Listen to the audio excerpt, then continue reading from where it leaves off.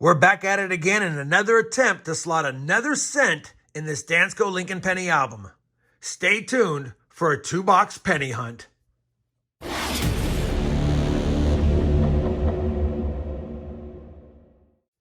Hey everyone, it's RobFindsTreasure and welcome back to my channel. We have another 2-box penny hunt and we're hoping to either slot a cent or get an upgrade for the album.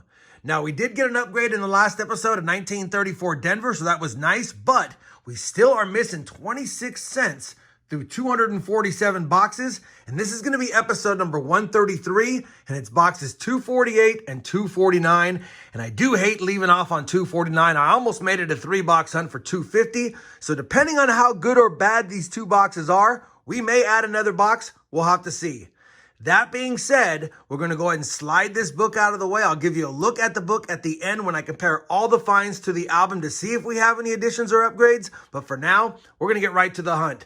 I'm most excited about this box because we've done good with the 4-0 stamp boxes, and we've got one of those today, and it does look pretty promising through the holes in the bottom. They're circulated, looks like a lot of copper. This box without the stamp doesn't look as good, and I don't remember which bank it's from, but it doesn't look that promising. A lot less copper enders on the bottom. We do have to crack open the top of each box to make sure we have a good amount of circulated cents and maybe an ender. So let's just take a quick peek real fast and see if we have anything in this box. Well, we do have a Canadian cent ender right there, but I don't think I see any obvious wheat cents. But like I said, it does look pretty good for as far as copper is concerned. Let's get right to the hunt. You guys know the drill. As soon as I have a find, I'll bring you back in. Our first find of the box is going to come in roll number 4. It's going to be a wheat cent. Hopefully, it's older. It looks like it's clean, though. And it's not older. It's a 1955 Denver. Roll number 8. Wheat cent number 2.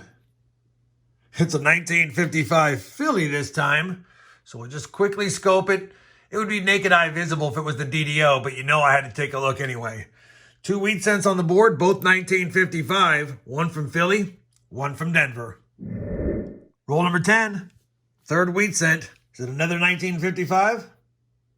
No, it's a 1957 Denver this time.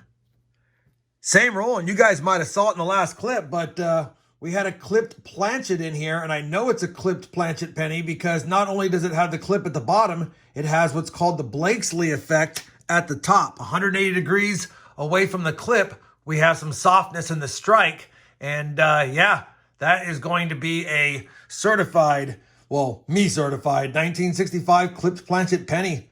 Man, I thought it was just a damaged penny when I first saw it, but then when I flipped it around and saw the Blakesley effect at the top, I knew it was one.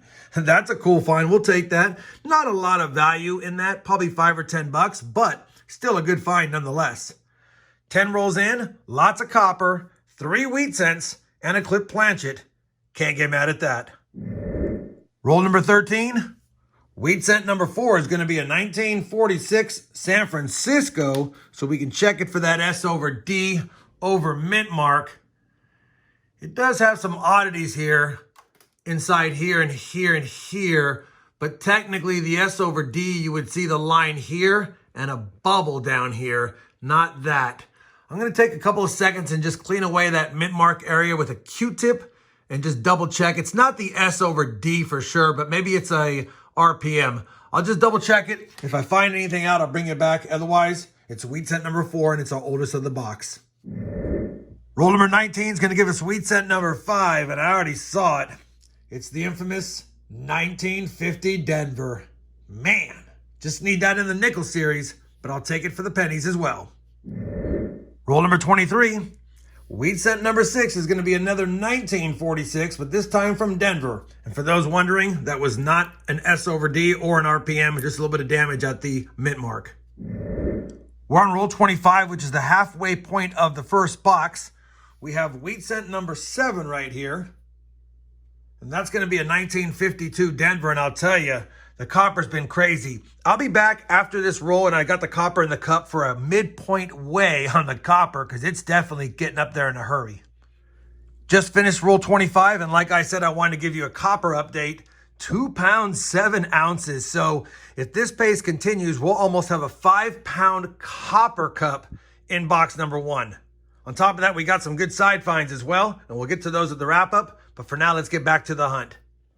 1 hour later. Well, we're on roll 40 now, and the wheat cents have slowed down, but the copper just keeps coming. That being said, we do have another wheat cent in front of us. It's going to be the 8th of the box. And this one is another 1946, but this time Philadelphia, and that gives us the PD&S set. Roll 42 actually had a Canadian cent in it, and then later on in the roll we had another one, and I'm filming it because look at the year, 1943. It's going to be a King George VI. We'll definitely take that.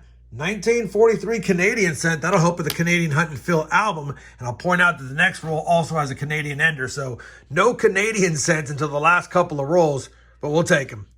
Let me get back to the hunt. I'll film that off camera and I'll include it in the recap unless there's another oldie with it.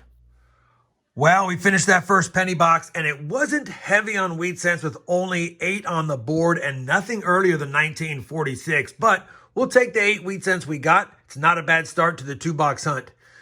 The find of the box is going to be the Cliff Planchet from 1965. That's a really cool find. Don't see those too often still in circulation. We got 3 Canadian cents, including one 1943 King George VI, which definitely is a good find. 2 1959s, only 1 69S, but take a look at all these nice copper cents.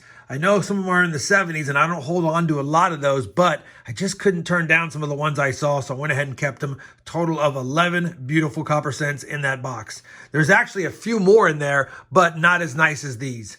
Speaking of copper, we exceeded 5 pounds. In this cup is 5 pounds and ½ of an ounce. So I got to pull a couple of cents out and move that and start a new fresh cup again. But we're over 5 pounds of copper in that box. And I said it in the beginning, it did look like a heavy copper box. Unfortunately, it didn't translate into a lot of wheat cents, but still a good hunt overall. 1 box down. We'll slide box 2 over. This one does not look as good as the last one as far as copper. So hopefully it'll be the exact opposite. Less copper, but more wheat cents. We'll have to see. Hopefully I can get into it pretty easily. All right. You know what? It actually looks better on this side than on the bottom, but definitely not as much copper in it as the last box showed. Either way, we'll go ahead and continue with the hunt. Roll number 51 of the hunt. Hopefully we can get a dozen or so wheat cents in here to get 20. And more importantly, can we get an upgrade or something for the book? Well, we're off to a quick start. Roll number 1 of the second box, and about, I guess, halfway through the roll, we've got an old-looking wheat cent reverse. I'm hoping it's old. It has a lot of slickness to it. Should be in the teens or 20s based on what I see here. And it is not in the teens or 20s, but it's a 1930. And that's a 1930 Denver. I don't know if we need a 1930 Denver. It's definitely slick, but that's an oldie, and it's one from the 30s. And more importantly, an early 30s with a mint mark. Let me quickly double check my album and see if we need that one, and be right back. Well, I went ahead and checked the book. We actually have a nice 30D. The 32D is the one we need, and for some reason I got that one confused, but still a nice early find. 1 roll in. Now let's get back to the hunt. Roll number 4. We've made it to 10 wheat cents, the second of the second box, and that's a 53 Denver. Roll number 10 of box number 2. Wheat cent number 11 of the hunt, and that's a 1951 Denver. Roll number 64 of the 100 roll hunt, and we've got a dozen wheat cents now after this one. And it looks like it could be a little bit older, but it's not. Just a 1944 San Francisco. Roll number 69, wheat cent number 13. And it's an oldie. It's a 1936. We don't need it, but we can check for that DDO at the date. And even though it's damaged, man, it's hard to tell right there. Don't think it's going to be one. But we'll just check all of the other markers really quick. I don't see any other markers. The 6 looks odd, but I think that's just damage on the 9 and 6 there, of course. So 1936, Philadelphia, our second from the 30s. Roll number 75, our 14th wheat cent is going to be a 1944 Denver. So we'll quickly just check it for that D over S over mint mark. I have found that one before. That's not it though. But now we have 14 wheat cents. That makes 6 for this box halfway through. We're still on pace to make it to 20. Roll number 87 is going to give us our 15th wheat cent of the hunt. And guess what? It's another one of those pesky 1950 Denvers. Well, that's all she wrote for that 2-box penny hunt. And you know, it's tough sometimes. We did get 8 in the first box, 7 in the second box. 15 is a good amount of wheat cents. It's better than we've been in the last couple of years, but not as good as they had been. So kind of a bummer there. But that being said, we got 2 from the 30s, including a better date 1930 Denver, even though it's not in great shape. And of course, you guys saw the other one, a 1936 Philadelphia. We ended with 4 Canadian cents, 3 from 1959, and actually 3 1969 S's, so I'll take that even though none of them are the variety. We had quite a few nice copper cents. I don't think anything will upgrade because most of my copper cents in the book are already red, except for the 1955 years and earlier that are wheatback. So probably not gonna have any upgrades, but I'll definitely roll them up. I do like nice looking copper. Speaking of copper, not a bad 2-box hunt. The second box was light, 2 pounds, 6 ounces in here for a total of 7 pounds, 6 ounces in the 2 boxes. Of course, 5 pounds of that was in box 1. Crazy. Like I said, I don't think we have any upgrades or additions, but I will be checking them against the book to make sure. And before I forget, because I almost forgot, it's been so long, we actually did get that clip planchet as well. That's a nice addition to the collection. Let me go ahead and double check all the wheat cents, all of the nicer cents, see if we have any upgrades or additions, and I'll be back with a look at the book and some final thoughts on today's hunt. I have finished comparing today's finds to the ones in the book, and unfortunately, nothing is worth upgrading. And like I was saying, we pretty much have from 1955 S on up, all nice and red cents, except for we haven't found a 1960 small date cent yet, or a better 1970 S small date, although it's nice just finding one. That being said, it was still a fun hunt, 15 wheat cents, and now after 249 boxes, we're stuck at 208 out of 234 cents found, but we're 1 box away until I start that Canadian hunting feeling. After finding 4 more, I put them in here, so that'll be a good one. I think the next episode, we're just gonna do a 1-box hunt and then add in the Canadian hunt and feel with it. Maybe I'll make it a separate one, not quite sure yet, but definitely after the next penny hunt and feel, move on to the Canadian cents. The find of the hunt, like I've already mentioned, is going to be this clipped planchet. I think it's pretty cool. Obviously, it's not in the best shape, but it's rare to see these in circulation still. So whenever I find one, I do keep a hold of them. They're always nice to grab.